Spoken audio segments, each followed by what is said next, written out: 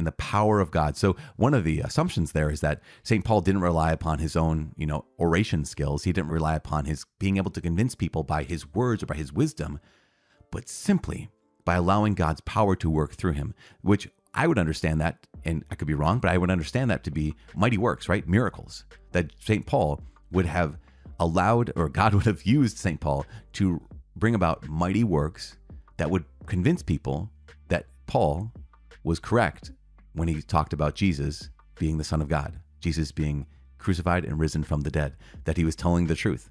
My guess is that when he came among them, he did come among them without human wisdom, but he came among them with the power of God, not just boldly speaking, but actually, walking in that power of God and having mighty works being done through him. I can't remember if there are evidences to that interpretation, but it seems to make sense to me. Now, the Corinthian church gets established, and now Paul is left, and everything has kind of fallen apart. Not everything's fallen apart, but a lot of things have fallen apart. And the first thing that Paul has to, he gets, 9 verses in, and he begins in verse 10 of chapter 1. He's saying, okay, I gotta start cracking some skulls, guys, because you are not. What are you doing? And there's dissension in the church. And he says, some people are saying, I belong to Paul, I belong to Apollos, I belong to Kepha. Now, it's Cephas, so some people say Cephas. I looked up a pronunciation thing one time years ago because I don't like Cephas. Cephas sounds stupid. I'm sorry, I just don't like it. But Kepha sounds actually more close to what it would be called in Hebrew or Aramaic, in those Mediterranean languages. And actually, there's an argument the pronunciation is Kepha. So there we go. So that, by the way, Kepha means Peter. So that's how you'd say rock in that language. Back to our story. So there's dissension in the church. I belong to Paul, or I belong to Apollos. I belong to Kepha. There we go. Or I belong to Christ. And almost immediately here in chapter 1, verse 10, St. Paul, he's talking about dissensions in the church, and he sounds like he's ready to crack some skulls. He is saying that, okay, at one point, you were all united. You were all united in Jesus Christ. And then what happens is all of a sudden, now you're saying, oh, well, you're in teams now. So some are team Paul or some are team Apollos. Apollos was a well-known orator. He was a Christian who preached really incredibly well, apparently. So Paul, he says he doesn't preach really well in person. He writes really well, but he doesn't preach really well in person. Apollos, though, man, that guy, he knew how to turn a phrase. Or I belong to Kepha. I know it's Cephas, which is Cephas, right? But Kepha, I think, is the one acceptable pronunciation of the name of Peter. Or I belong to Christ. So you have these 4 factions, maybe 3 factions, and one group of people saying, no, we belong to Jesus. But you could see how the appeal would be. I belong to Paul. Yeah, he was the one who founded our community. Or I belong to Apollos. He's the one who has the incredible words. He's the great speaker. Or I belong to Kepha, right? Because he is the prince of the apostles, of course. But in all those things, Paul is saying those divisions, those teams, those factions, they're working against the unity of the church. And not only that, but they are violating the very reason why you came to know Jesus in the first place. Because you came to know Jesus not through wisdom. Remember, when Paul went to Athens, he preached wisdom and he was really wise. He read really, really smart. But when he came to the people in Corinth, he resolved to know nothing but Jesus Christ and him crucified. They were not convinced by Paul's words.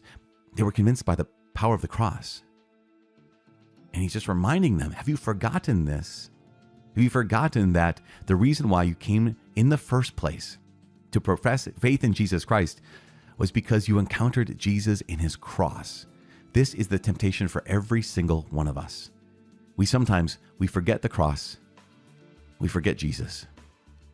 Or sometimes we forget the fact that Jesus and his cross go hand in hand. And we think that, what's this preacher or that preacher? It's this teaching or that teaching. It's this way of, singing a song or praising God or that way. And we realize that no, if I forget Jesus Christ and him crucified, I'm going to miss the point. And so in chapter 2, he says so clearly, when I came to you, brethren, I did not come proclaiming to you the testimony of God in lofty words or wisdom, for I decided to know nothing among you except Jesus Christ and him crucified. And so he goes on, my speech and my message were not in plausible words of wisdom, but in demonstration of the Spirit and of power, so that your faith might not rest on the wisdom of men, but on the power of God. That's the reason I believe that when Paul went to Corinth, as opposed to Athens, he knew, I can't make any miracles on my own. I need the power of God working through me. So humbly, Paul allowed the Lord God to work mighty works through him. And the people saw those and came to know truth of Jesus Christ crucified and the power of God. Does that make sense? Tomorrow we're going to talk about a little bit more in that dissension, like that kind of division, those factions, those teams in the Corinthian church. But also there are a lot of people who are not living. Corinth was a pretty bad place. We'll talk about that a little bit more tomorrow. Corinth was you might say, the Las Vegas of that era, but Las Vegas has its good parts, right? I think, I don't know, I've never been there, but Corinth was a pretty nasty spot, pretty dangerous place to live if you want to be a holy person.